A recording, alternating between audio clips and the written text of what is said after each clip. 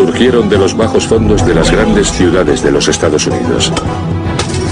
Mediante la corrupción, la violencia y un genuino encanto, la mafia irlandesa era la reina del hampa. ¡Soy Owney Madden! Durante más de 150 años lucharon contra la mafia italiana, ¡Cárgatelos a todos! el gobierno y en ocasiones contra ellos mismos, y empaparon la nación de sangre.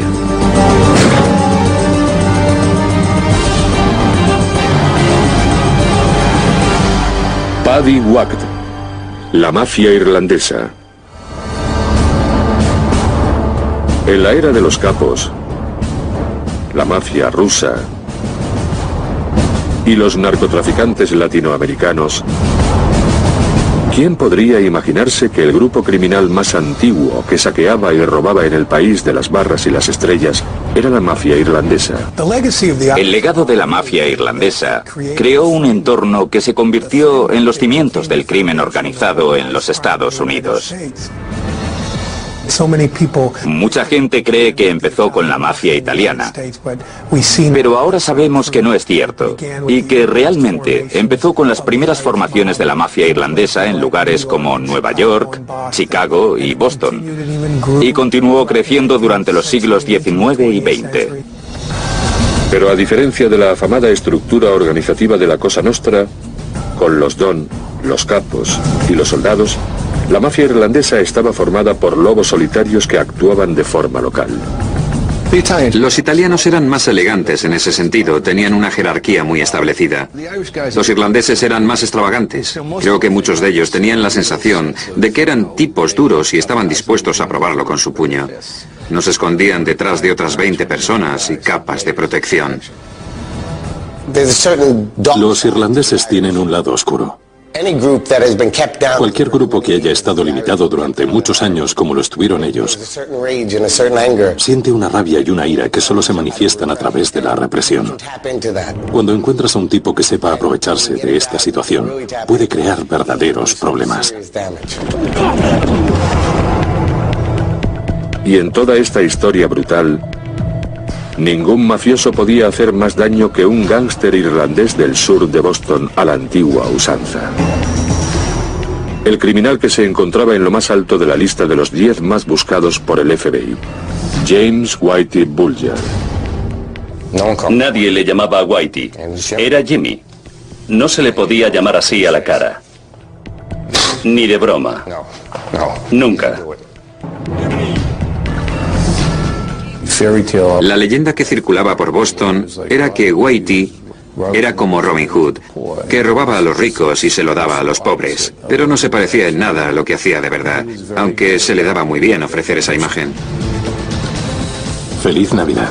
Muchas gracias. Durante más de medio siglo, la imagen de los Bulger tendría dos caras. Una sería Whitey y otra su hermano Billy.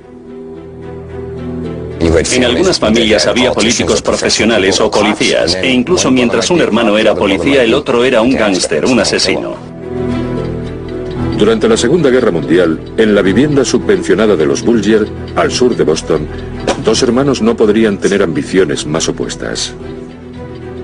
Whitey era la oveja negra de la familia. Tuvo problemas con la ley desde muy joven, desde su adolescencia. Por otra parte, Billy Bulger era todo lo contrario. Mientras el hermano menor Billy dirigía su vida hacia el éxito académico y a una distinguida carrera política en el Congreso, Whitey estaba destinado a una vida de crimen y a un periodo en prisión.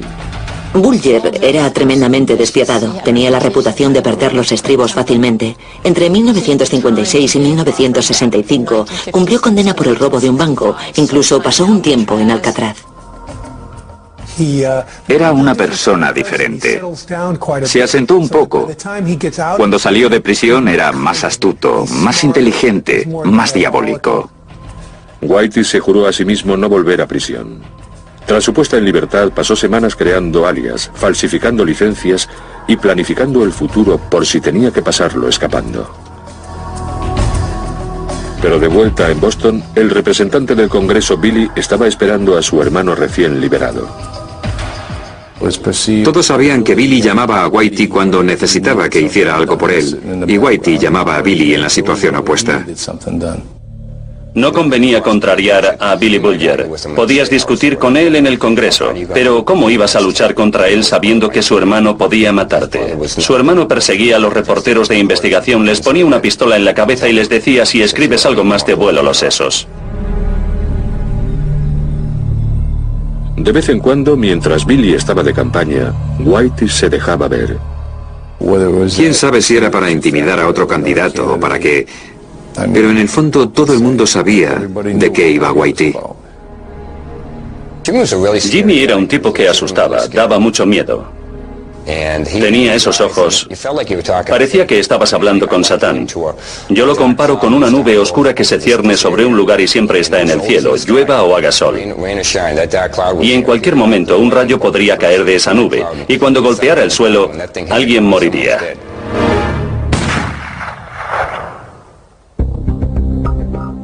El ingrediente definitivo en la tormenta perfecta de los Bulger era un conocido de la infancia del sur de Boston, John Connolly.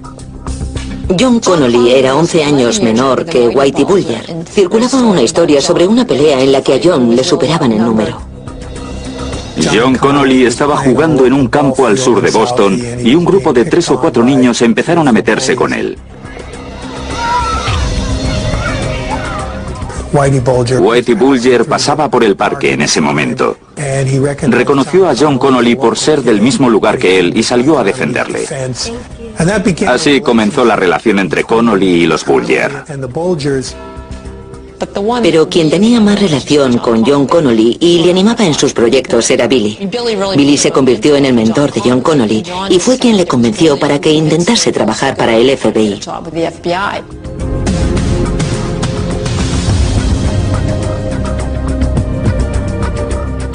A mediados de los 70, John Connolly tenía un prometedor trabajo en el FBI de Boston. Billy Bulger era senador. Y Whitey Bulger hizo todo lo posible para mover todos los hilos. Bulger ganaba dinero principalmente como corredor de apuestas, prestamista y usurero.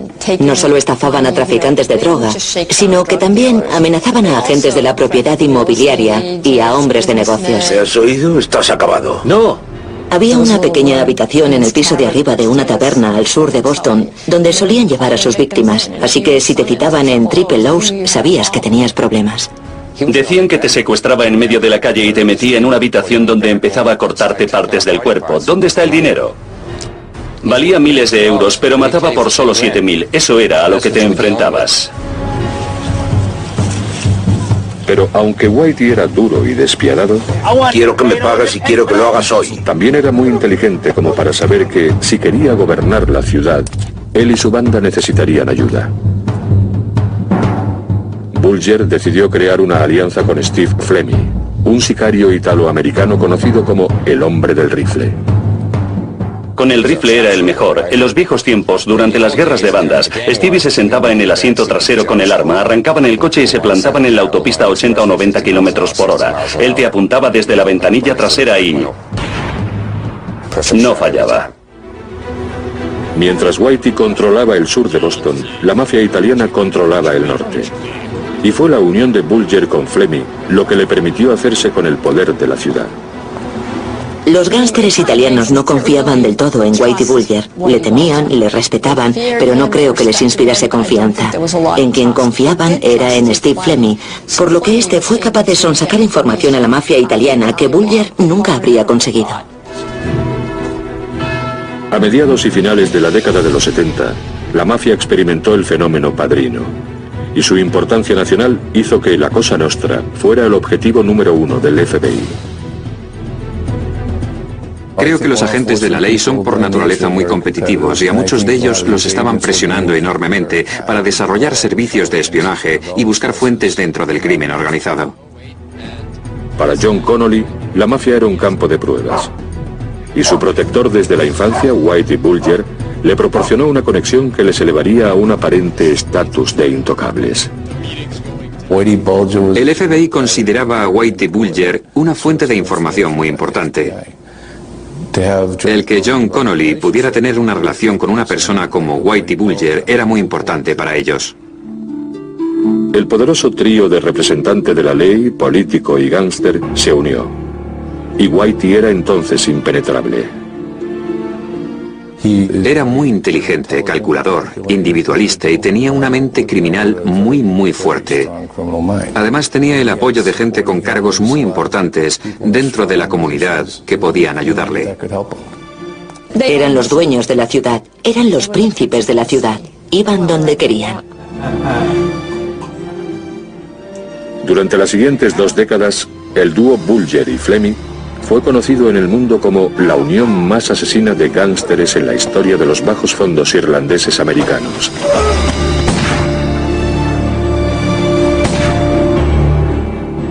Una saga que comenzó hace 150 años, cuando los inmigrantes irlandeses llegaron a Estados Unidos hambrientos, pobres y repudiados.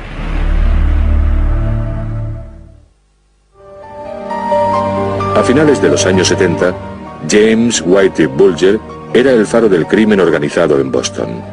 Estaba en la cúspide y a punto de convertirse en uno de los gángsteres irlandeses americanos más célebres de la historia.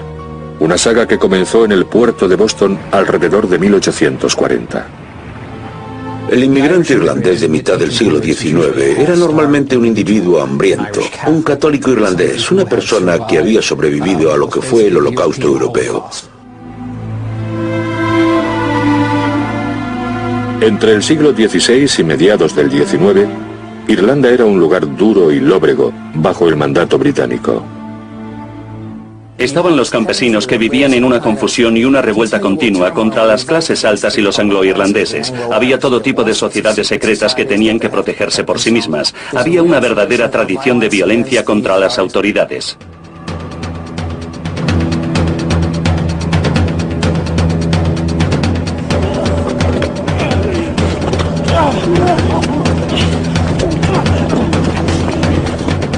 Durante más de 3 siglos se arremetió con látigo y soga contra el opresivo sistema colonial.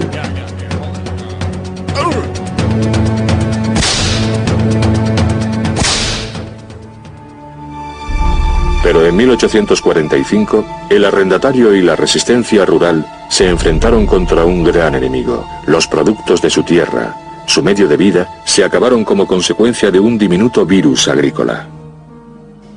La hambruna irlandesa, la gran hambruna, se ha convertido hoy en un chiste. Pero en realidad fue como un gran holocausto europeo, exacerbado por el hecho de que las autoridades británicas que gobernaban Irlanda en aquel momento no hicieron nada para evitarlo. Como resultado murieron 1,5 millones de personas. Muchas de ellas con la boca verde de comer la hierba que crecía a los lados de la carretera.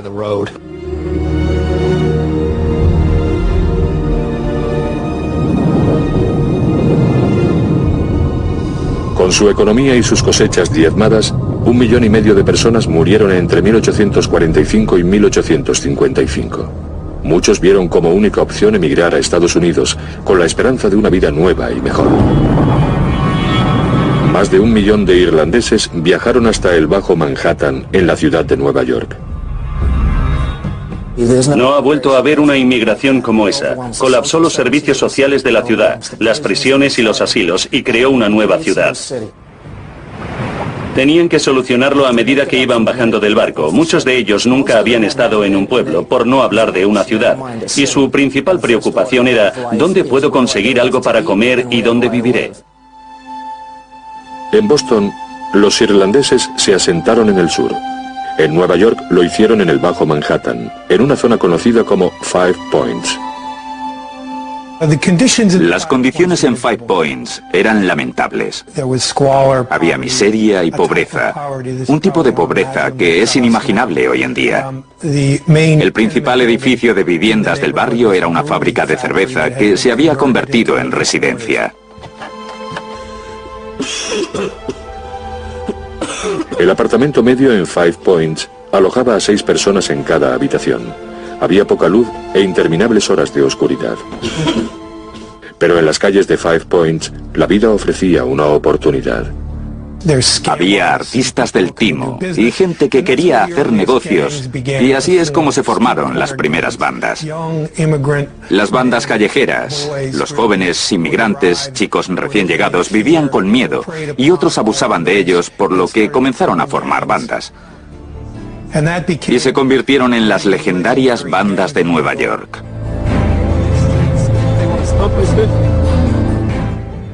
La América protestante estaba consternada. Entre las clases dirigentes comenzaron a proliferar sobrenombres para los inmigrantes irlandeses.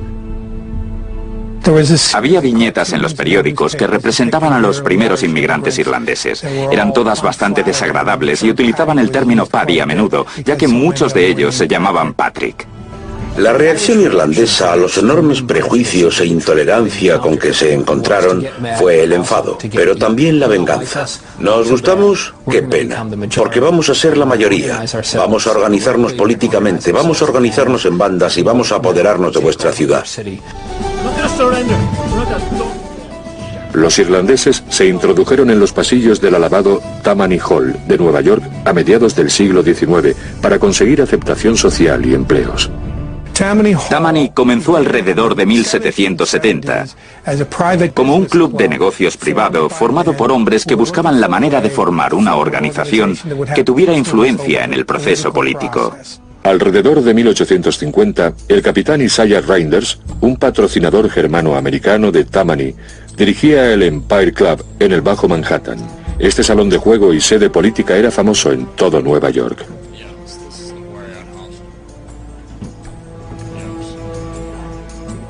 Fue probablemente la primera persona en los Estados Unidos que formuló el nexo entre el elemento criminal, el hombre deportista, que es el dandy, y el aparato político.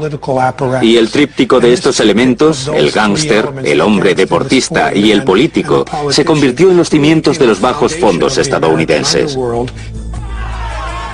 Tammany empleaba a las bandas de Nueva York principalmente para ganar las elecciones.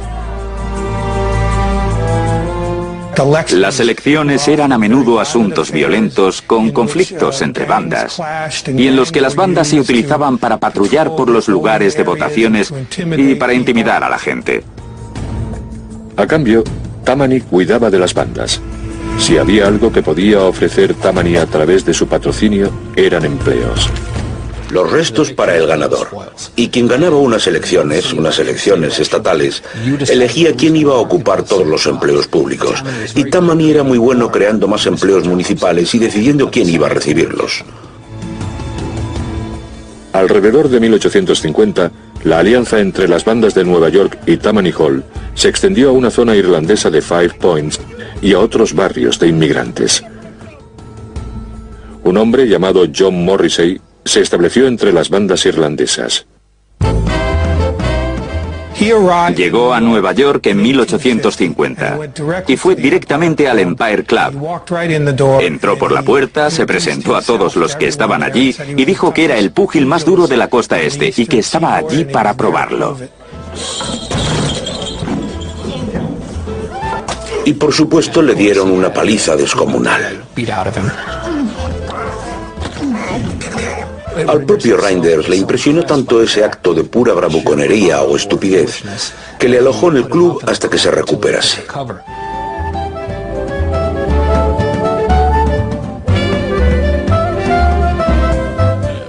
Morrissey trabajó como organizador político para Isaiah Reinders y su creciente éxito como luchador le aseguró popularidad, un buen futuro y un simpático sobrenombre.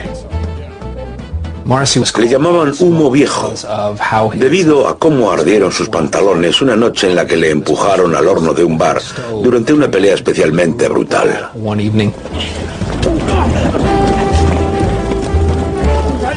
Algunos testigos dijeron que se podía percibir el hedor de su piel quemada, pero Humo Viejo ni siquiera se quejó. El dinero que ganaba como boxeador lo invertía en la creación de sus propias operaciones de juego. Abrió varios salones de juego en el barrio de Five Points y se hizo muy popular en ese mundo hasta que llegó a convertirse en el verdadero líder de la población de inmigrantes irlandeses que querían ver a uno de los suyos alcanzar la posición en la que se encontraba Isaiah Reinders. En 1857 se produjeron serios disturbios entre los Dead Rabbits, la principal banda irlandesa americana del Bajo Manhattan, y los Bowery Boys, la principal banda de jóvenes nativos americanos. Los disturbios duraron 2 días y murieron 12 personas. La policía llamó al capitán Isaiah Reinders para que intentara poner fin a estos disturbios. Reinders llegó a las calles intentando frenar los disturbios y le lanzaron escombros y le echaron de allí.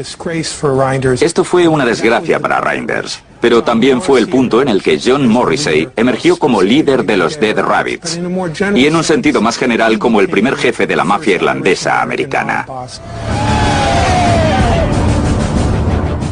La primera orden de Morrissey como jefe fue expandir su ya amplio imperio de juego. Y en 1863 se alineó con William Marcy Tweed, el gran jefe o cacique de Tammany Hall. Tammany siempre comprendió y aceptó lo que consideraba los vicios normales de los hombres. Beber, jugar e ir a los prostíbulos eran cosas que estaban dispuestos a tolerar dentro de ciertos límites, siempre que recibieran un buen pedazo. Pero Humo Viejo quería algo más que dinero. Se presentó a las elecciones al Congreso en 1868 y ganó. Pero en su otra búsqueda solo encontró desgracia. Morrissey anhelaba ser aceptado por la aristocracia blanca anglosajona y protestante. Se mudó a algunas de las zonas más lujosas de la ciudad, donde encontró una gran resistencia, lo que fue triste y sorprendente para él, ya que descubrió que, a pesar de que los aristócratas frecuentaban sus establecimientos de juego, para ellos él era solo un patty más. En 1877, John Morrissey murió de neumonía. Quizá no todo salió como él esperaba. Pero Humo Viejo había dado los primeros pasos en los prósperos bajos fondos y había demostrado que un irlandés de clase baja podía dominar el mundo. Había ganado la batalla. Estados Unidos se convertiría en un país multiétnico, de inmigrantes, donde los irlandeses serían el grupo de inmigrantes principal durante los siguientes 50 años. Y la forma en que lo consiguieron fue a través de aquella trinidad del gángster, el representante de la ley y el político. Los irlandeses llegaron para dominar la policía, llegaron para dominar la política y llegaron para dominar a las bandas. Pero un ascendiente irlandés en Estados Unidos no daba ninguna garantía. Un grupo percibido como lo más bajo llegó en busca de un nuevo comienzo. En los pantanos de Luisiana, el nuevo y misterioso gángster estadounidense emergía por primera vez. La mafia italiana intentó introducir su mano negra en lo que el pequeño Paddy tenía en sus bolsillos.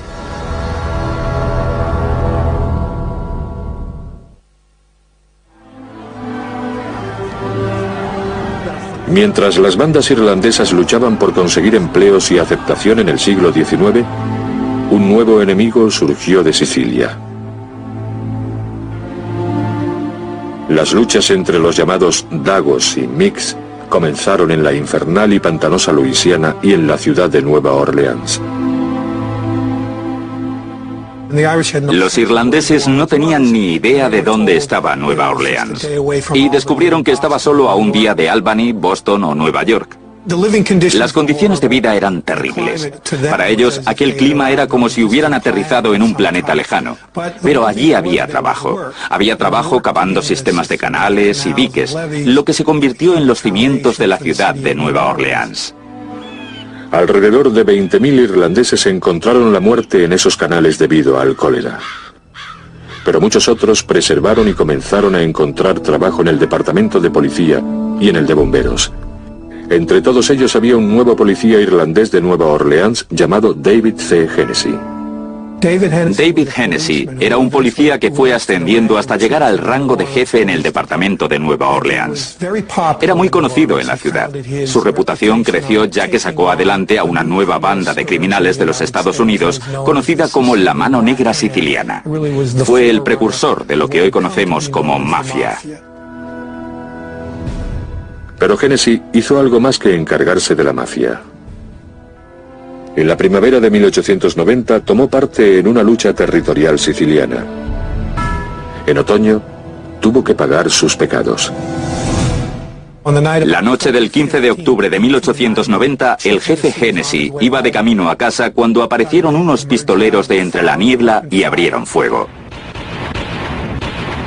Cayó al suelo. Tirado en el suelo de adoquines, cuando le preguntaron quién había sido, antes de morir susurró Dagos. El jefe estaba muerto, y eso fue un terrible incidente en la historia de Nueva Orleans, ya que en aquel momento el jefe era una persona muy querida. Se unió a varios sospechosos italianos y se llevó a cabo un juicio.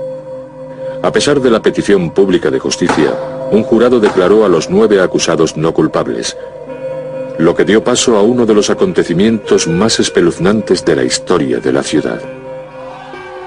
El pueblo estaba tan disgustado por esta absolución que irrumpieron en prisión. Sacaron a varios de estos hombres y a otros 11 italoamericanos, supuestos miembros de la mafia, y los colgaron en la plaza principal. Este fue un momento decisivo, un incidente muy serio no solo en la historia de esta ciudad, sino que también pasó a ser el comienzo de algo que continuaría durante mucho tiempo en los bajos fondos de Estados Unidos, que fue la guerra entre los italianos y los irlandeses. La guerra entre los Dagos y los Micks. A unos 1500 kilómetros al norte de Nueva Orleans había un lugar conocido como la Ciudad del Lobo. A mediados del siglo XIX, Chicago era una posible oportunidad, especialmente para aquellos con alma de ladrón. Uno de los primeros hombres que fueron en busca de esta oportunidad fue un irlandés americano de las cataratas del Niágara llamado Michael Cassius McDonald. Había jugadores, había chantajistas y había profesionales que regulaban la corrupción. Mike era el único que los unía a todos, excepto a los relacionados con la prostitución. Uno de sus ayudantes decía, un sinvergüenza tiene que ser decente si quiere trabajar con Mike. Así que nada de proxenetas. En 1873, el rey Mike abrió un imperio de juego como no se había visto antes en Chicago. Él lo llamaba simplemente el almacén. Cuando abrió un edificio de varios pisos, su socio le miró y le preguntó, Mike, ¿todo esto es para el juego? Y este contestó, no te preocupes, cada minuto nace un nuevo pardillo. Durante los años de su reinado, Mike McDonald nunca ostentó un cargo electivo. Durante décadas continuó siendo el proverbial hombre tras el hombre, una poderosa figura que daría forma a la larga historia del submundo irlandés. Uno de los secretos del éxito de la mafia irlandesa fue el hombre que en realidad movía los hilos del poder. No era la figura pública, no era el que ostentaba un cargo público. Mike McDonald fue un claro ejemplo de esto. Él fue quien dio paso al alcalde de Chicago conocido como nuestro Carter, Carter Harrison. Con nuestro Carter en el bolsillo, el rey Mike desplumó a la ciudad mediante una serie de sobornos y contratos fraudulentos. Y a pesar de 40 años de viles actividades, no pasó ni un solo día en la cárcel. A finales de siglo, el reino del rey Mike llegaba a su fin, y los dos hombres que le sucedieron se enorgullecieron de ser el centro de la atención pública. Dos de los personajes más pintorescos que emergieron en Chicago en los años posteriores a Mike McDonald fueron John Badhouse Coughlin y Mike Hinky Dink Kenna. Eran los concejales del Levy District, al sur de Chicago. El Distrito 1 en Levy District era el centro del crimen y de la corrupción en Chicago. Las prostitutas, el alcohol y el juego embolsaban casi 40 millones de euros al año. Pero en 1896, Hinky Dink y Badhouse llevaron este libertinaje hasta un punto nunca visto en Chicago ni en ningún otro lugar de Estados Unidos. La fiesta del Distrito 1 era un acontecimiento legendario que se celebraba una vez al año en Chicago. Se creó como un evento para recaudar fondos en el que había una gran fiesta romana. Todos los criminales de la ciudad compraban entradas y asistían para divertirse y codearse con las principales figuras políticas y con los representantes de la ley más importantes. Se celebraba en un lugar llamado el Coliseo. Había una orgía a medianoche, momento en que las puertas se cerraban al público y todo el mundo se volvía loco. Algunos periodistas que lo presenciaron dijeron que era como ver Roma después de ser saqueada. Algunos líderes religiosos publicaron un informe que afirmaba que el Leví representaba el fin de la civilización como la conocemos, una verdadera Sodoma y Gomorra. En las décadas que siguieron, los abogados de la abstinencia encabezaron un nuevo experimento que no solo cambió la apariencia de los gángsteres irlandeses americanos, sino que reformó la sociedad de los Estados Unidos.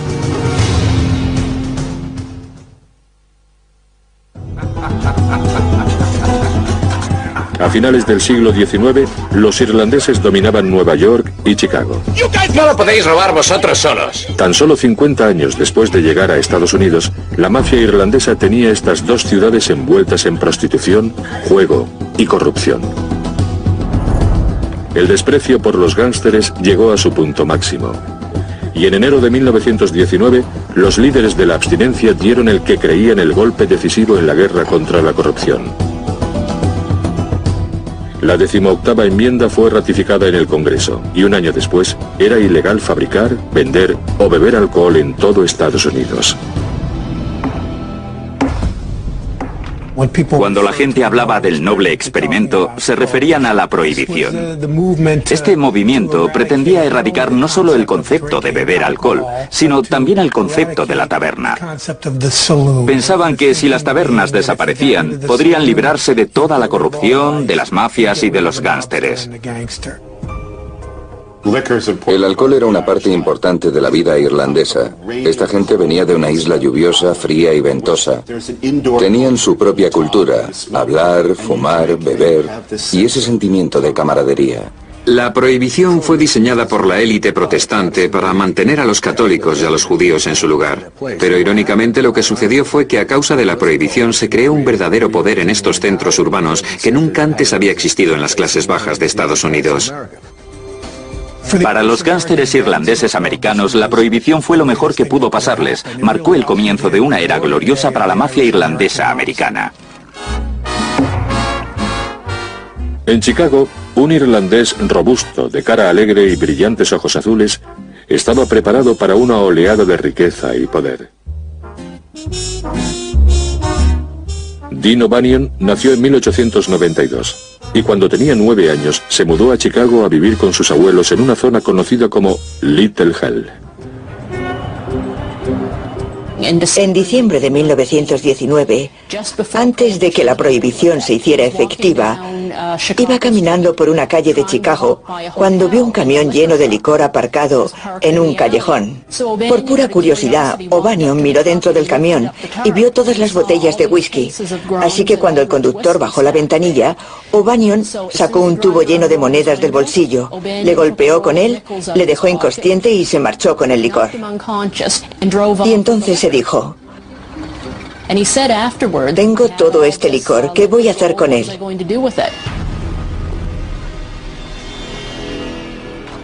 Lo distribuyó entre los dueños de las tabernas.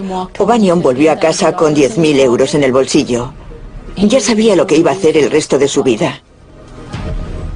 El contrabando era mejor que la prostitución y mejor que el juego, porque había ciertos tabúes culturales sobre estos últimos. Todo el mundo sabía que eran malos de alguna manera, pero beber, que estaba bien en 1919, de repente estaba mal en 1920. Esa era la insensatez de la prohibición. Era imposible no sacar dinero de eso porque simplemente le daban a la gente lo que quería.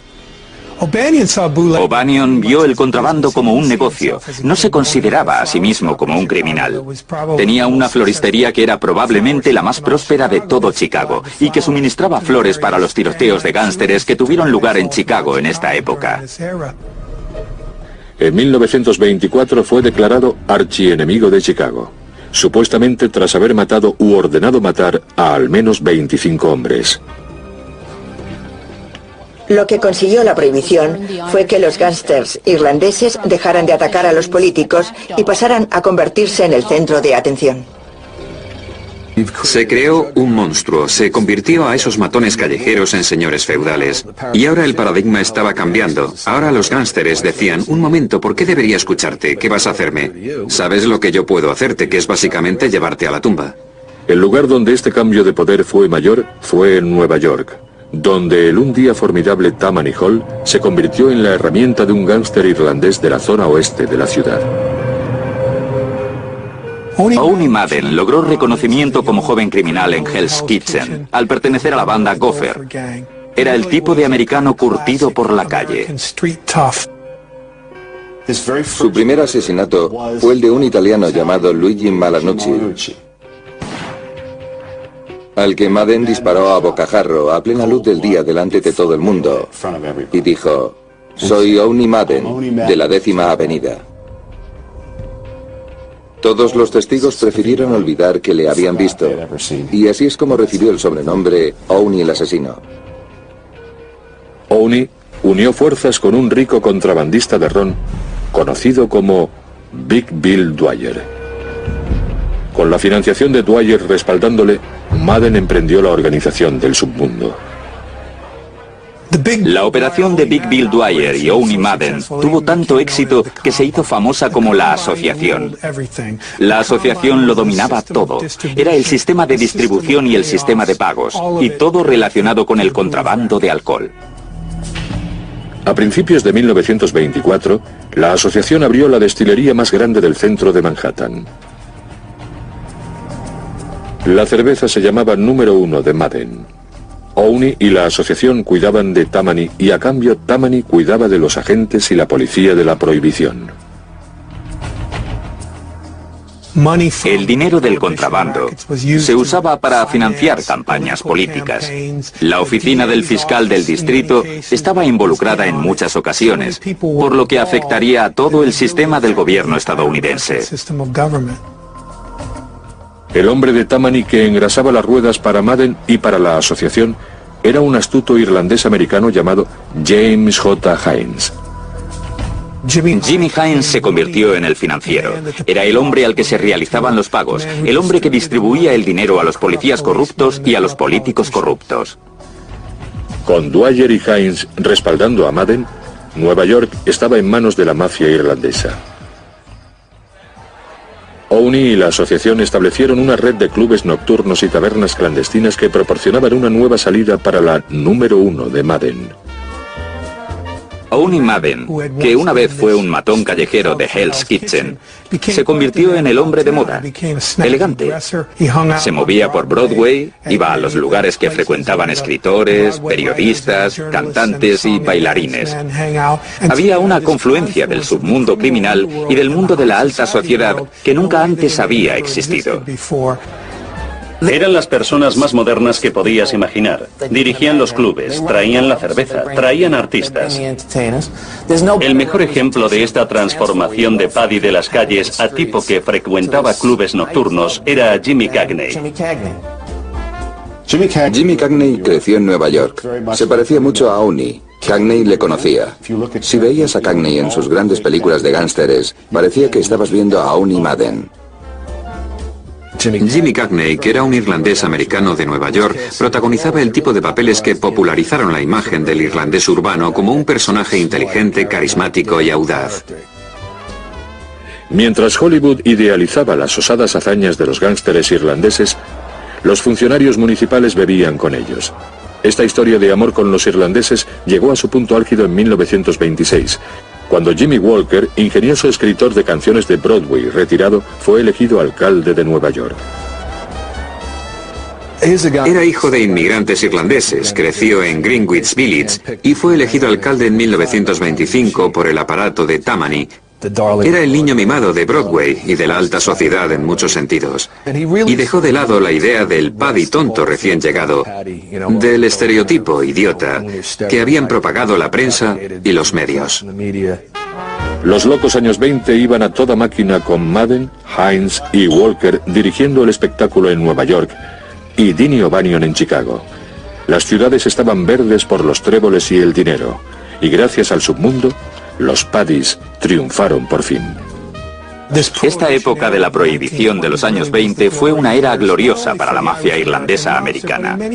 Pero también lo fue para los irlandeses americanos, ya que se habían recuperado de la miseria de los años posteriores a las hambrunas y habían superado el siglo XIX y adquirido el nivel de ascendencia social en el que era maravilloso ser un Mick. A pesar de lo populares y poderosos que llegaron a ser los irlandeses, la mafia italiana estaba conspirando contra ellos y acechando para derribarlos. La guerra entre los italianos y los irlandeses estaba a punto de determinar el curso del crimen organizado en Estados Unidos durante las próximas generaciones.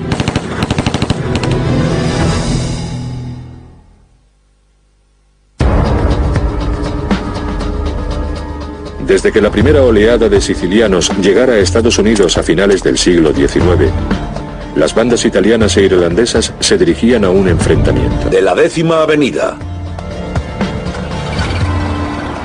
Pero su rivalidad alcanzó su punto máximo en Chicago. La prohibición hizo de Dean O'Banion el gángster más afamado de la Ciudad del Viento. Y en el momento en que Alphonse Scarface Al Capone llegó a la ciudad en 1919, fijó su objetivo en el imperio del irlandés. En el momento en que Capone llegó a Chicago, era una ciudad en la que Dean O'Banion, un irlandés americano, era el principal contrabandista. Capone se alió con la operación de Johnny Torrio. Johnny Torrio, que fue el mentor de Al Capone, fue el que unificó el contrabando en Chicago. O'Banion operaba de forma independiente como contrabandista en la zona norte de la ciudad. Johnny Torrio fue el que estableció que todas las bandas principales deberían unirse, y ese fue el acuerdo que permitió a O'Banion proteger su imperio. A principios de los años 20, O'Banion comerciaba con Torrio porque parecía un buen trato. Pero el subordinado de Torrio, Al Capone, le advirtió de su traición. En ocasiones se oyó a Dini decir: «Puedes decirles a los sicilianos que se vayan al infierno». Un día O'Banion habló con Johnny Torrio sobre su fábrica de cerveza, la Siben, y le preguntó si quería comprársela. Así que vendió la Siben a Torrio por más de 300.000 euros, escondiéndole que iba a ser el objetivo de una redada. La mañana del 19 de mayo de 1924, Torrio y O'Banion se encontraban en el local de Siben cuando irrumpió en él un grupo de asalto liderado por el jefe Morgan Collins. Arrestaron a todo el mundo y O'Banion estaba de buen humor. Pero para Torrio fue su segundo arresto, por lo que conllevó una sentencia de cárcel obligatoria. Los italianos estaban enfurecidos por la traición de Dini. El destino de O'Banion estaba ahora sellado en un plan cuidadosamente concebido por Capone y ejecutado en la mañana del 10 de noviembre de 1924. Quiero hablar ahora. Contesta a mi pregunta. El asesinato de O'Banion fue apodado como el asesinato del apretón de manos porque aquella mañana 3 hombres entraron en la tienda para retirar un pedido que se había hecho la noche anterior para un funeral. El hombre que dio la mano a Dini tiró de él y le inmovilizó los brazos. Los otros pistoleros le dispararon 5 veces. La última de ellas en la cabeza. Empezó a sangrar y manchó el pequeño ramo de lirios que llevaba en las manos. Y para cuando llegó la policía, Dini ya estaba muerto. 3 días después, Chicago presenció el mayor funeral nunca visto en la ciudad. Pero a O'Banion se le veneraba. Uno de los miembros de su banda era George Bugs Moran, quien se dedicaría a la eliminación de Al Capone. En enero de 1925, Bugs Moran abrió fuego sobre Johnny Torrio, fuera de su casa de Clive Avenue, y casi lo mató. Así se abrió la veda. Al notar que el sistema estaba a punto de desmoronarse, Torrio abandonó Chicago y dejó la operación en manos de Capone. «Es toda tuya, Al», le dijo a Capone al dejar la ciudad. «No estoy listo para morir». Hablamos de una época en la que hubo unos 250 o 300 asesinatos relacionados con bandas en un periodo de solo 4 o 5 años. Este intento de asesinato se culminó por fin el día de San Valentín de 1929. La mañana del 14 de febrero, pistoleros vestidos de agentes de policía entraron en un almacén de Moran, fingiendo una redada. Alinearon a los 6 miembros de la banda de Moran contra la pared y los acribillaron a sangre fría.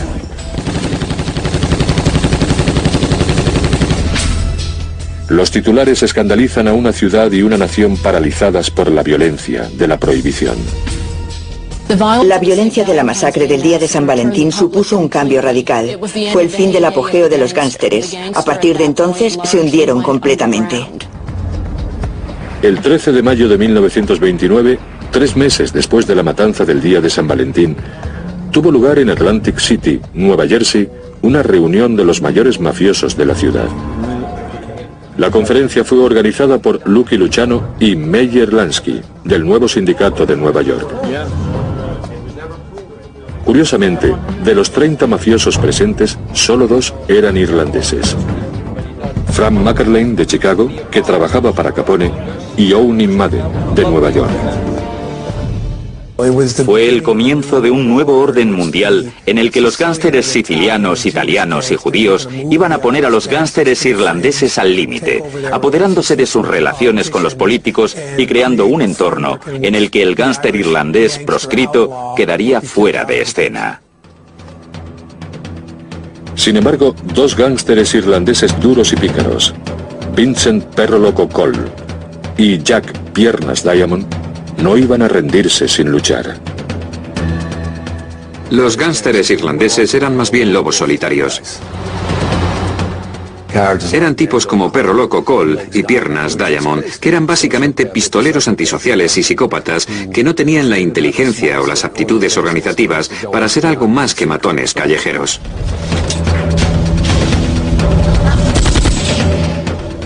Pero sí es verdad que abrieron un sangriento camino hacia el fin de esa época. Al ser el único irlandés restante, la orden de eliminar a esos renegados recayó en Owney, el asesino, Madden. Ahora un Paddy tendrá que acabar con otro Paddy para poder sobrevivir. Madden y Dwyer veían a Piernas Diamond como una amenaza, por lo que debía ser eliminado.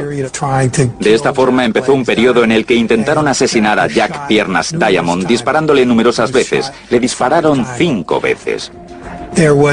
Fue un intento en toda regla de eliminarle. En 1930, Piernas huyó de 5 distritos distintos bajo una lluvia de balas y trasladó su operación a Albany, al norte del estado de Nueva York. Pero su lucha personal contra el sindicato continuaba. Una vez al norte del estado de Nueva York, mandó detener a varios camiones que creía que eran rivales en el negocio del contrabando. Secuestró al conductor de un camión, un hombre llamado Parks. Le llevó a su casa, le colgó de un árbol, le torturó durante 1 hora y media y después le amenazó y le soltó. Parks acudió a las autoridades y Diamond fue sometido a un juicio en Albany en 1931. Fue absuelto, pero el tiempo y la suerte no estaban de su lado. Fue absuelto, pero el hecho de que Diamond se hubiera convertido en una figura tan importante y que se le glorificara en la prensa hizo que la Asociación de Nueva York estuviera más decidida que nunca a echarle. A las 5:30 de la mañana del 18 de diciembre de 1931, Piernas Diamond llegó a la pensión en la que pasaba las noches. Estaba un poco achispado después de celebrar su victoria. Un par de pistoleros entraron en la pensión, se acercaron a su habitación y abrieron la puerta. Era un asunto interno, así que esta vez se aseguraron de hacerlo bien. De cerca y bien hecho. 2 tiros en la cabeza, y Jack Diamond estaba muerto por fin. Madden, por fin, se había librado de Piernas, pero para Owney y el sindicato, Diamond era solo la mitad de la ecuación. Vincent Perro Loco Cole aún estaba ahí fuera causando estragos.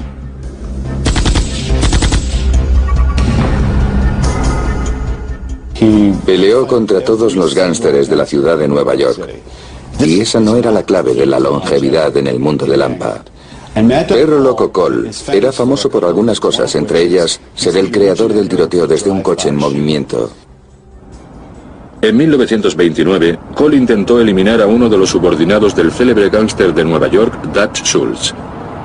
Al este de Harlem, abrió fuego desde el asiento trasero de un vehículo en movimiento. Cole llenó la calle de disparos hiriendo a varias personas, entre ellas a un niño de 5 años que fue asesinado. Esto caló hondo en la prensa de Nueva York y a partir de entonces se le conoció como Perro Loco Cole. Desde que mató a aquel niño era hombre muerto. En el invierno de 1931, Cole se entregó, se sometió a juicio y, al igual que Jack Diamond, fue absuelto. Desde el principio del juicio todo el mundo sabía que Cole iba a ser absuelto. Quería aprovecharse de la situación, por lo que se puso en contacto con la única persona que conoce, el irlandés Owney Madden. Owney accedió a hablar con Cole. Tras la medianoche del 8 de febrero de 1932 mandó a Perro Loco a una cabina de teléfonos local. Cole fue desde su habitación de hotel en la calle 23 Oeste hasta la farmacia de la esquina, donde había una cabina, y llamó a Owney Madden. Madden entretuvo al teléfono a Perro Loco Cole mientras sus pistoleros se dirigían a la calle 23 Oeste. Estoy aquí, estoy esperando. ¿Qué es lo que quieres?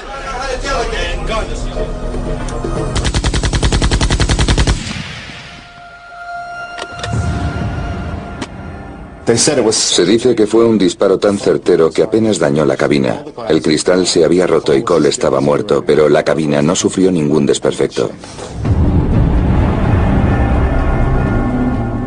Es probable que Owney, el asesino Madden, hubiera prolongado su propia supervivencia al acabar con 2 de los matones más importantes de Lampa irlandesa. Pero al hacerlo, puso un violento fin a los días gloriosos de los duros gánsteres irlandeses callejeros. A mediados de los años 30, los italianos ganaban la guerra entre italianos e irlandeses. Y menos de 100 años después de que los hambrientos italianos llegaran a Estados Unidos, la mafia irlandesa americana estaba a punto de desaparecer.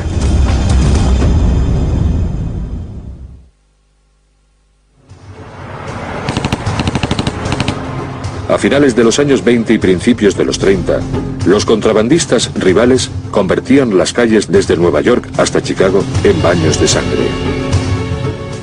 El alarmante recuento de cadáveres aceleró la revocación de la prohibición en 1933. Y sin alcohol ilegal para vender, los gánsteres irlandeses, lobos solitarios, estaban a merced de la organización y el poder de la mafia italiana. Se permitió a Owney Madden que se retirara a Hot Springs, en Arkansas, y se convirtiera en el empresario de lo que era un centro turístico para gánsteres fugados. Una vez que esto sucedió, los irlandeses estaban acabados como fuerza criminal de Lampa. Él fue el último en la gran línea sucesoria de los gánsteres irlandeses. Ya no había nadie para sucederle. A mediados de los años 30, el gobierno hizo campaña para desmantelar a los poderosos hombres que había detrás de los aparatos políticos de los paddies. El gobernador de Nueva York, Franklin Roosevelt, creó una comisión para que investigase la corrupción y designó al juez retirado Samuel Seabury. Seabury era una representación casi caricaturesca de la élite protestante. Iba a ser el asesino del tigre de Tammany. Hubo una serie de investigaciones que empezaron por los magistrados, siguieron por los jueces, hasta que llegaron al propio ayuntamiento.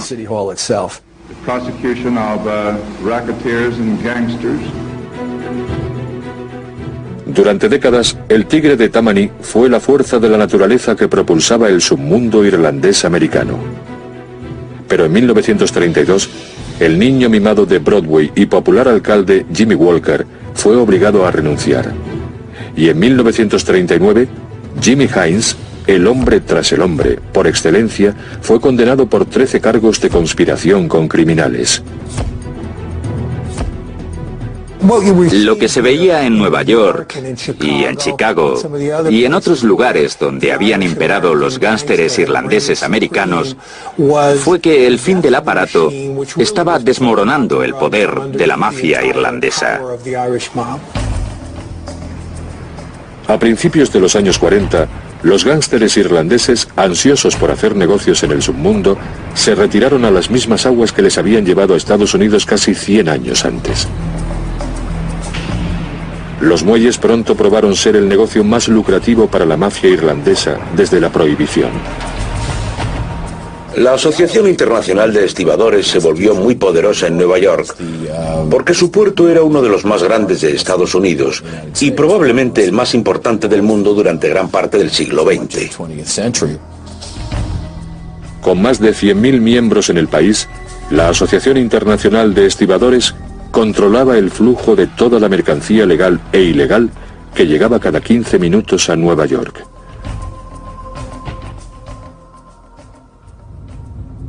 Durante 26 años, el hombre que dirigió este imperio de robo organizado fue un hombre fornido conocido por sus trabajadores simplemente como Jefe Joe.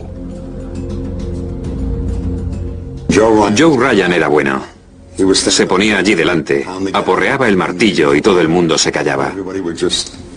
Entre el público había gánsteres con armas. Joe Ryan era un tipo listo. Tampoco dudaba en usar la violencia.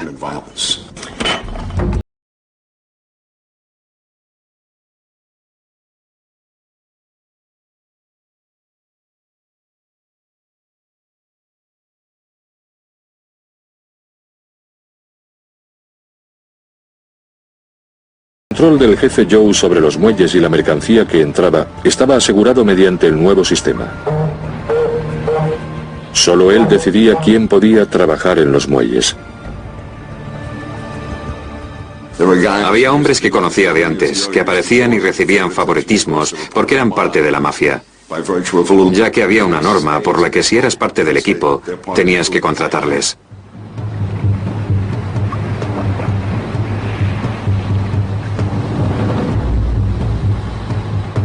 Igual que el Tammany Hall contrataba a las bandas de Nueva York durante las elecciones un siglo antes, el jefe Joe hacía uso de una cuadrilla de matones para garantizar el voto.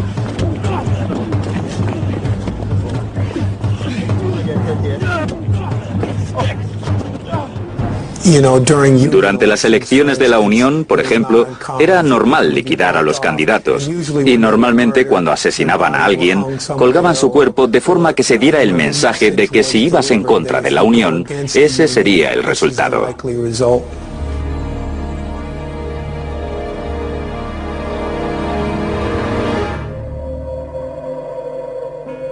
Dos de los principales matones del jefe Joe eran John Cockaydoon y Andrew Squint Sheridan. El ejemplo más claro de Cockaydoon y Squint Sheridan fue el asesinato de uno de los miembros de la Asociación Internacional de Estibadores a finales de los años 40. La mañana del 8 de enero de 1947, Andy Hines, un jefe del lado opuesto al del jefe Joe, salió de su apartamento en Greenwich Village.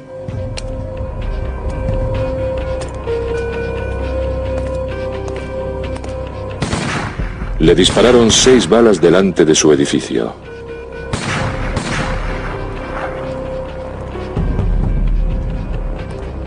Antes de morir, Hines le dijo a su mujer, Johnny Dunn, me ha disparado. En el juicio, John Cockaydoon fue declarado culpable y condenado a muerte. Él y su compañero Squint Sheridan fueron llevados a la silla eléctrica en el estado de Nueva York. El nuevo sistema deshonesto y cruel inspiró a un cura obstinado y valiente que hizo de los muelles su propia iglesia. Sin excepción, lo sabía pero nunca lo hice. ¿Sabéis por qué?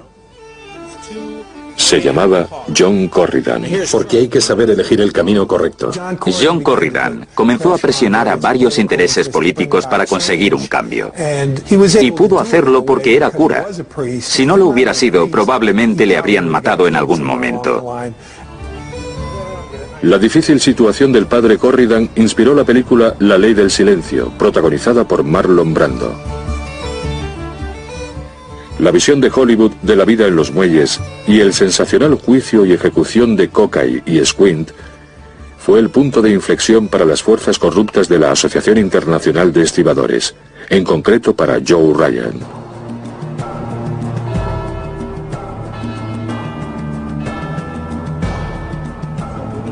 Lo que hundió a Joe Ryan fue su propia codicia. El dinero es la solución. ¿Conseguiré más dinero? Aunque ejercía de abogado y representaba a los miembros de la Unión, Esta es mi unión, yo la creé. en realidad estaba desplumándola para su propia ganancia. ¿Entiendes lo que eso significa? A principios de los años 50, el jefe Joe admitió haber contratado a ladrones y delincuentes violentos. Se le condenó a 6 meses de prisión y desapareció. Para el gángster irlandés, representante de la ley y político, fue el fin de una era.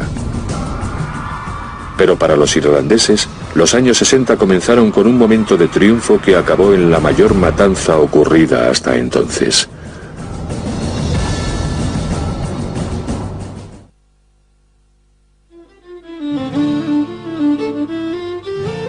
En la década de los 50, los irlandeses habían salido de la miseria y las alcantarillas de las calles de Estados Unidos.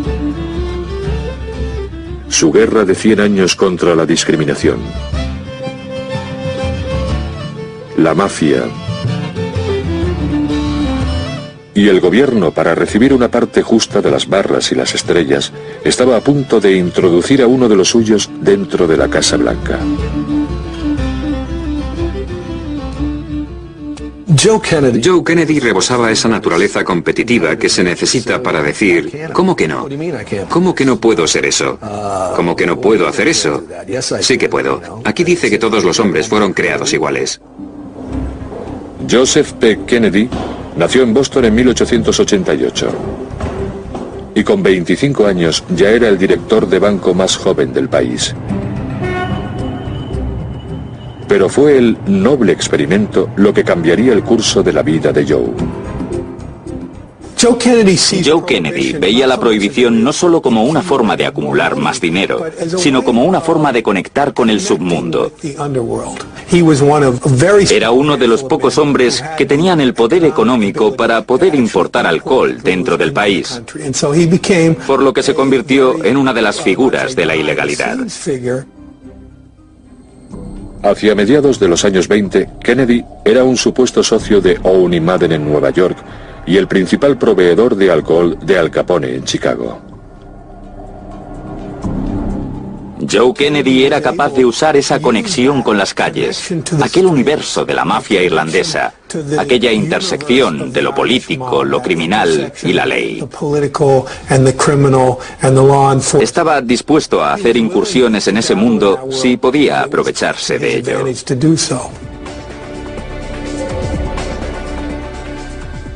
Durante las siguientes 2 décadas, Joe Kennedy vivió el sueño americano y amasó una fortuna, a medida que ascendía del submundo del contrabando a los llamados mundos superiores, Hollywood y el mercado inmobiliario.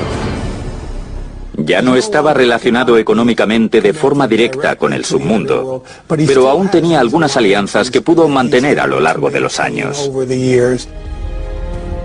Kennedy se convirtió en un hombre increíblemente rico y se dijo, ¿por qué parar ahora? ¿Cuál es el premio de moda en Estados Unidos? Es la presidencia del país. Con los días del alcohol ilegal y de las afiliaciones de gángsteres fuera de su camino,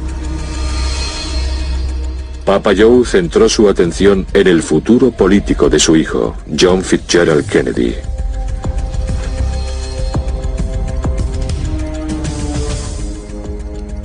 Durante la campaña de Kennedy de 1960, Joe Kennedy se puso en contacto con numerosas figuras de la mafia con las que había estado afiliado directamente o con las que había hecho negocios a lo largo de los años. Joe Kennedy estaba dispuesto a remover cielo y tierra en sus esfuerzos por conseguir que su hijo Jack Kennedy fuera elegido presidente. Una de esas personas era Sam Momo Giancana, el jefe de la mafia de Chicago, sucesora del sindicato de Capone. Joseph Kennedy determinó que en Chicago se encontraba la clave de la elección de su hijo. Joe Kennedy estaba desesperado porque su hijo fuera presidente y acudió a la persona correcta. Sam sabía mucho de la gente de la Unión. Conocía sobre todo a la del Distrito 1, que era uno de los lugares más importantes y donde se cocía todo. Tuvo una serie de reuniones con Sam Giancana para asegurarse de que las fuerzas de la mafia, en este caso la mafia italiana, iban a estar de su lado. Les aseguró que la elección de John Kennedy sería buena para ellos.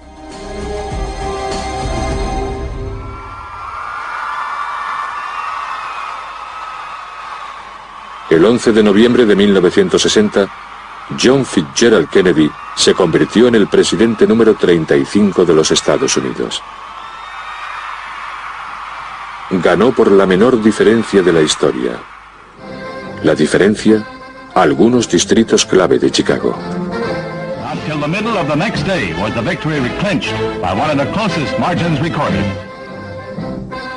Muchas cosas cambiaron con la elección de John Kennedy. Los días en los que se decía, no lo conseguiremos, estamos acabados.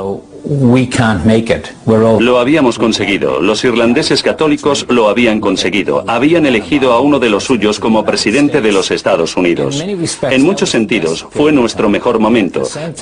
Pero por otra parte fue el comienzo de la decadencia, porque cuando se consigue algo, a partir de ahí todo empieza a ir cuesta abajo. En 1960, JFK nombró ministro de Justicia a su hermano y enemigo número 1 de la mafia, Robert Kennedy. RFK anunció que la prioridad del Departamento de Justicia sería desmantelar el crimen organizado. Robert hizo todo lo posible para no dar a esos tipos lo que creían que era su botín de las elecciones y para echarles en cara que eran miembros del submundo, que eran italianos y que eran malas personas. Parecía completamente obsesionado con humillar a aquellos poderosos hombres que habían sido compañeros de negocios de su padre.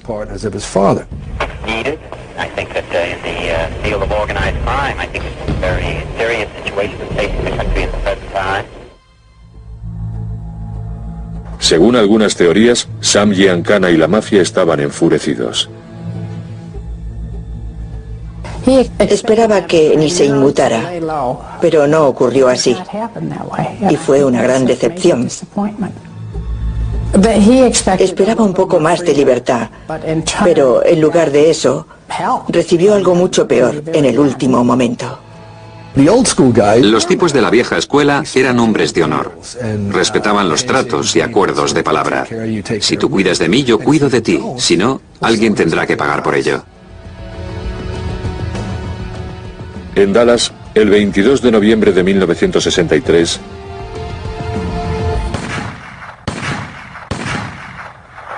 John Kennedy fue asesinado.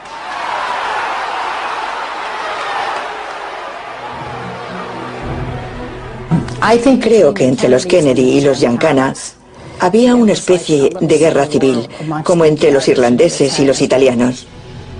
En la cultura italiana tenemos un dicho: no muerdas la mano que te da de comer. Y eso fue precisamente lo que pasó. Los Kennedy mordieron la mano que les daba de comer. Teniendo en cuenta el contexto, los acontecimientos del 22 de noviembre de 1963 podrían considerarse como el último gran golpe en la historia de las relaciones entre los Dagos y los Micks. Se dice que América perdió su inocencia en el otoño de 1963. Pero a finales de los años 60, al oeste de Manhattan, una oleada criminal llamada Houdini estaba a punto de llevar la violencia a nuevos niveles de sadismo.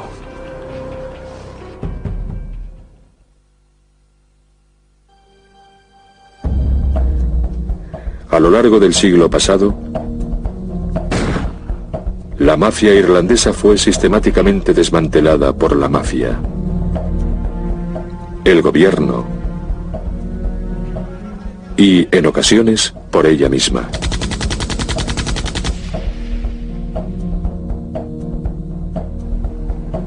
En Nueva York, la última resistencia de los Paddies se encontraba en el distrito del oeste Hell's Kitchen. A finales de los años 60, estaba gobernado por el elegante gángster Mickey Spillane.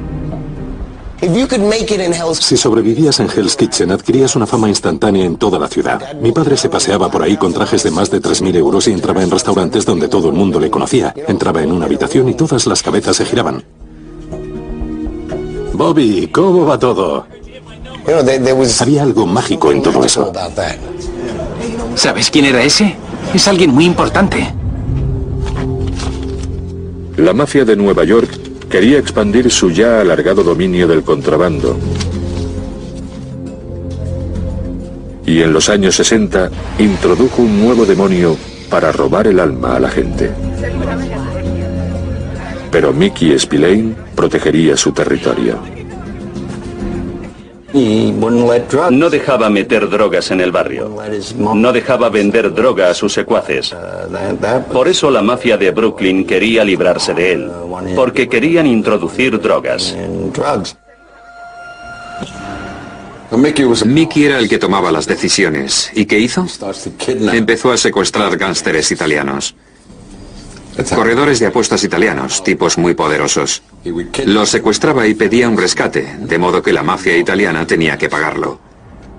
Pero cometió un error muy grave. Una de las personas que había secuestrado fue asesinada. Como consecuencia, el contrato se rompió por parte de Mickey Spillane.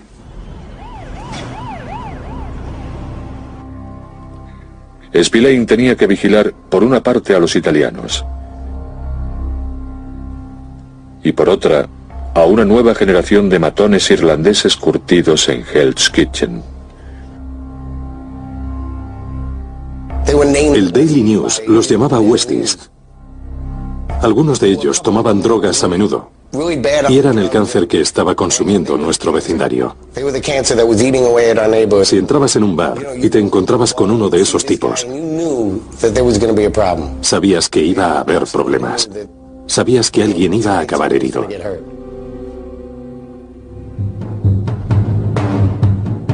En la década de los 70, el líder de los Westies era un joven irlandés llamado Jimmy Coonan.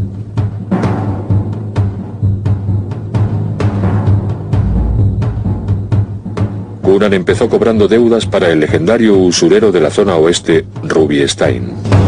No, gracias. Ruby Stein era conocido como el usurero de las estrellas.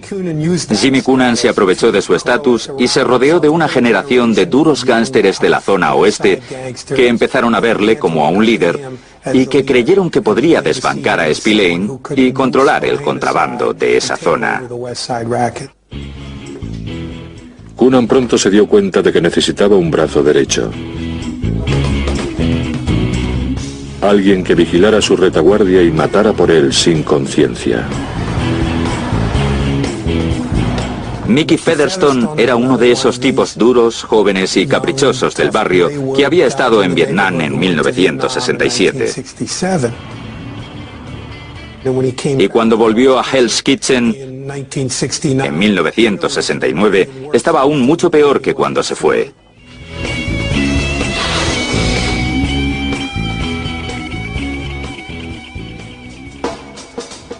Coonan trabó amistad con Featherstone e inmediatamente le inició en el truculento mundo del desmembramiento humano.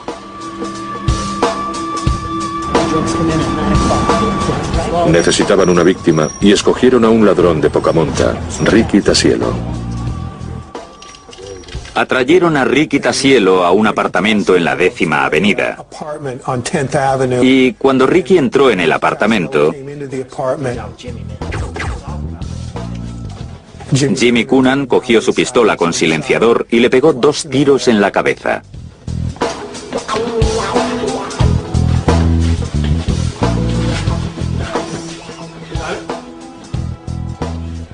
Y después empezó a cortar el cuerpo en trocitos. Esa fue la primera vez que Mickey Featherstone veía cortar un cuerpo. Al principio, Featherstone se encontró mal y vomitó. Entonces, Coonan le pasó a Mickey el cuchillo y le suplicó a su protegido que lo clavara en el pecho de la víctima como gesto de solidaridad dentro de la banda.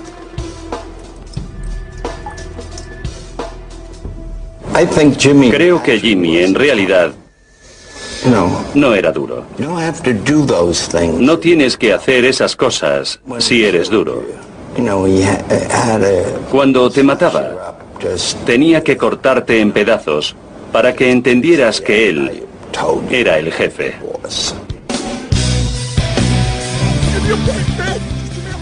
A lo largo de la década de los 70 comenzaron a desaparecer cuerpos con regularidad a medida que Coonan se abría paso hacia lo más alto. Hacer el Houdini era como llamaba Coonan a su macabro ritual. Su principal objetivo era hacerse con los clientes de Rubinstein, lo que era una aspiración muy arrogante y audaz por su parte. Así que atrayeron a Rubinstein al bar conocido como el Club 596, en la calle 43. Entró en el bar y vio al momento lo que estaba pasando, pero no pudo hacer nada. Jimmy Coonan y otros 4 o 5 miembros de los Westies rodearon el cadáver de Ruby. Y Jimmy fue pasando el revólver a cada uno de ellos para que dispararan una bala en su cuerpo ya muerto.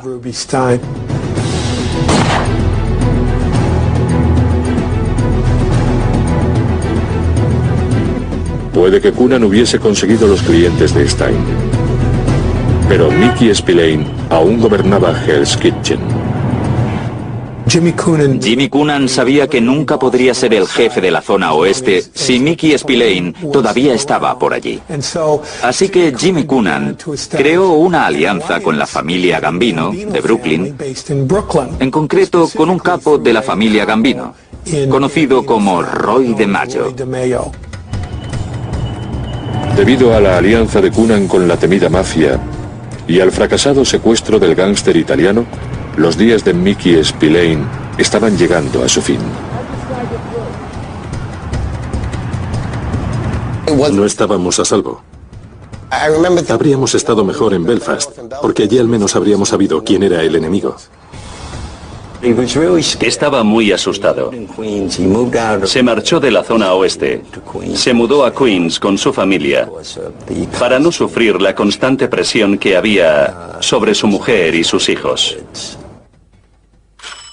El 13 de mayo de 1977 llamaron a su timbre.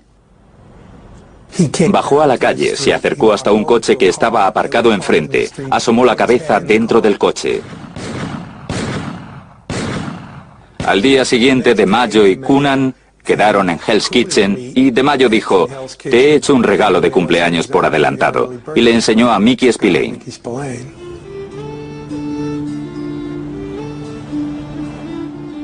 La que en su día había sido la orgullosa mafia irlandesa se había reducido a una serie de asesinatos sin razón. Eso es lo que deberíamos hacer. Mátalos a todos. Muchos de los criminales de la zona oeste opinaban que los Westies deberían ser irlandeses. Hell's Kitchen, eso somos nosotros, es nuestro. Así que crearon una rivalidad dentro de ellos. La facción irlandesa que quería que el vecindario siguiera siendo irlandés se alió con Mickey Featherstone. Jimmy Coonan comenzó a ir en su propia dirección, casi como un hombre de negocios independiente que trabajaba con los italianos. Esto sorprendió a los irlandeses de Hell's Kitchen, que se preguntaban ¿cómo se atreven? ¿Cómo se pueden aliar con esa basura que hemos intentado echar de nuestro barrio durante 100 años? Coonan, que sentía su poder amenazado por Featherstone, dio un siniestro golpe preventivo. Organizó el asesinato de un enemigo de los Westies, llamado Michael Holly.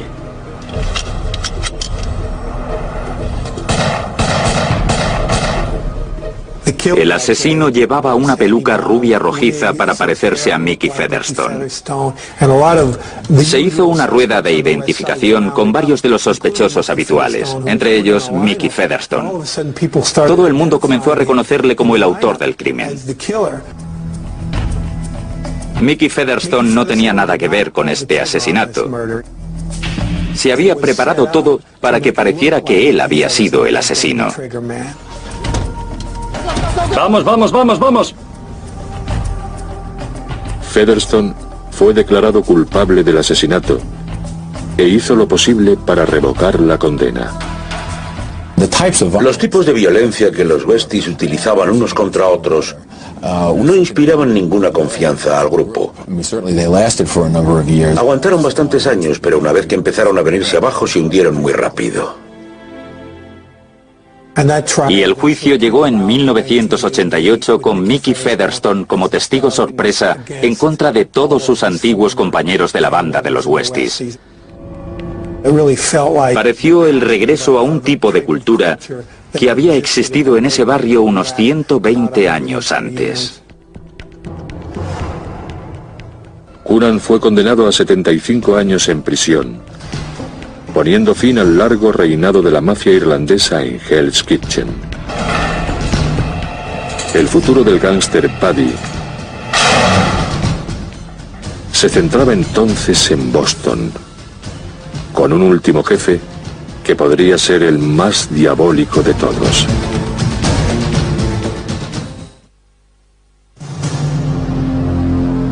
A mediados de la década de los 70, la Cosa Nostra dominaba el submundo en Estados Unidos.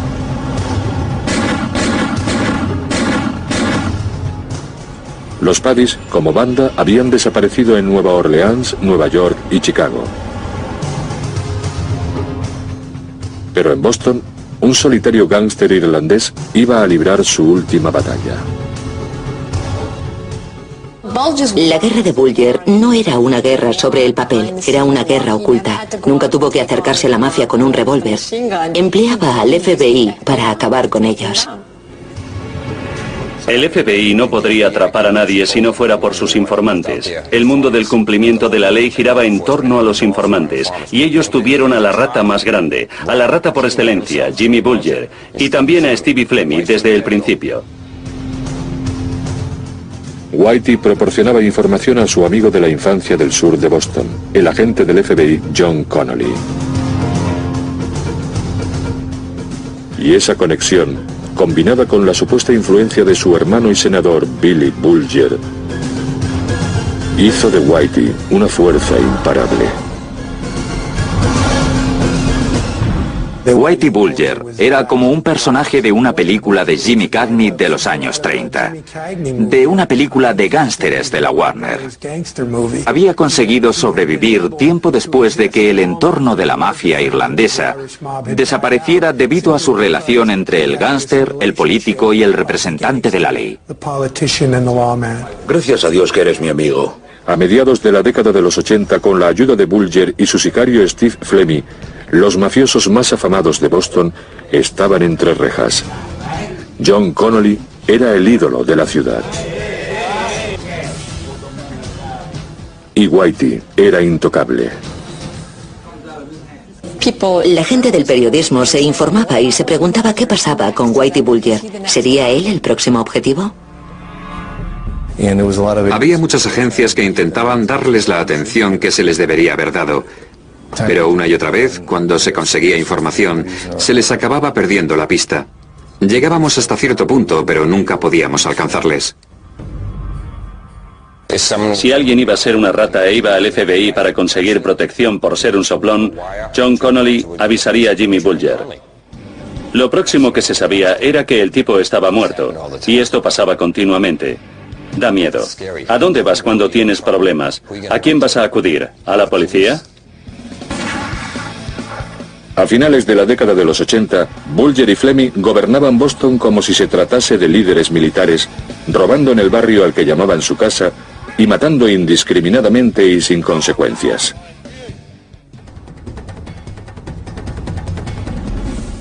Pero como les pasó a todos los que vinieron antes, en 1990 se les acabaría la suerte de los irlandeses. Encontramos al principal usurero de Boston que había tenido relaciones de primera mano con Bulger y Fleming. Y poco a poco fuimos descubriéndolo todo, capa por capa. Creo que fue el principio del fin porque en ese momento Jimmy Bulger estaba aguantando mucho para poder seguir en la calle. Se había quedado sin gente a la que entregar. En diciembre de 1990, John Connolly decidió retirarse del FBI. A mediados de los 90, ya retirado, informó a Whitey y a Fleming de que las acusaciones habían descendido. Bulger reaccionó de inmediato. Tenía preparado un plan de escape. Cuando eres una rata tienes que planearlo todo. Stevie Fleming estaba por el distrito financiero y cuando le cogió la policía pensó que era el blanco. Gritaba, no disparen, no disparen. Cuando él pensó que era el blanco, no lo era, pero luego se convirtió en un blanco federal y entonces fue cuando le atraparon. Los planes de huida que Whitey trazó durante años se hicieron realidad. En 1995, Bulger se fugó a los bellos paisajes de Estados Unidos. Stevie Fleming se enfrentó a los cargos, fue arrestado y decidió defenderse diciendo que era un informante del FBI, que tenía inmunidad de persecución y que el FBI le permitía hacer todo excepto matar. No matar a nadie. Pero en la década de los 90 se desenterraron más de 20 cuerpos en el sur de Boston.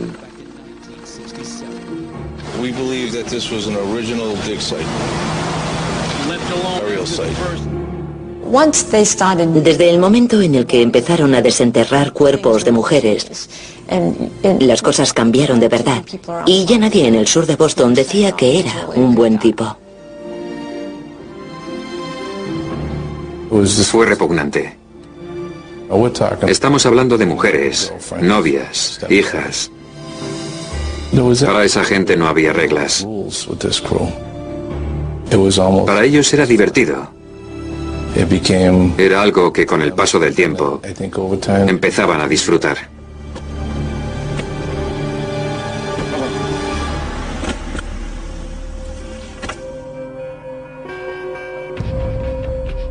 En mayo de 2002, John Connolly fue declarado culpable de aceptar sobornos de dos de sus más preciados informantes. Fue condenado a 10 años de prisión. Y ahora se enfrentaba a nuevos cargos por conspiración de asesinato. Pero la pregunta en mente de todos era, ¿dónde está Whitey? Algo que Billy nunca haría es entregar a su hermano. Y no era el tipo de persona que hablaba de su hermano en público, pero si se le presionaba diría, es mi hermano y le quiero.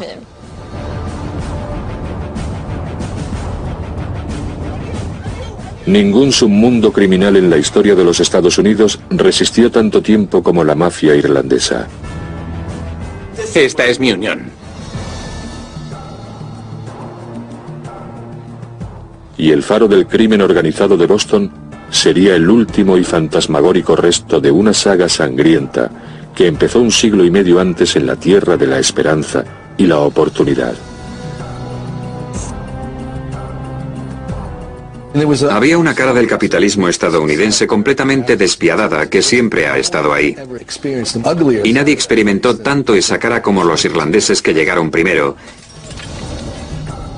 Y tenían que formar grupos literalmente para superar esos obstáculos. De esa forma se lo pusieron fácil a todos los inmigrantes que vinieron después. El legado de todo esto es que ese entorno aún existe. Y hoy se ven grupos de inmigrantes intentando involucrarse en el poder tanto financiero como político. Ya no son solo los irlandeses y los italianos, sino también la mafia rusa, los narcotraficantes latinoamericanos, los yugoslavos, dominicanos, jamaicanos, que están involucrados en el negocio de los narcóticos. Y el modelo de todo esto es la mafia irlandesa de los Estados Unidos.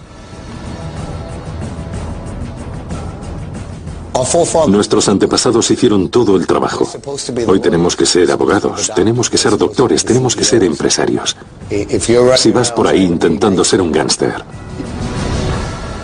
estás anticuado.